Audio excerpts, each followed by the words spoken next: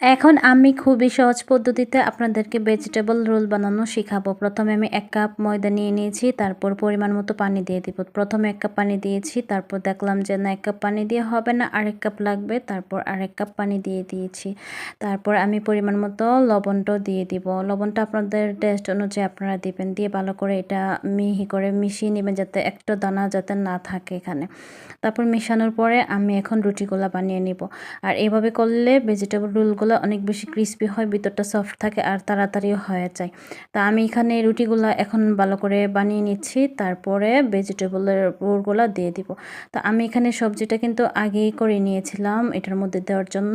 তো এখন আমি এইভাবে রোল করে নিচ্ছি। তারপরে এখানে একটু আটা গুলে নিয়েছিলাম, ওটা আমি দিয়ে দিচ্ছি। দিয়ে চুলার আঁচটা মিডিয়াম করে তেলটা ভালো করে গরম করে এখন ভেজে নিব। এক পাশ ভালো করে ভাজা হয়ে গেলে তারপর আরেক পাশ ভেজে তুলে নিব। এই তো অনেক বেশি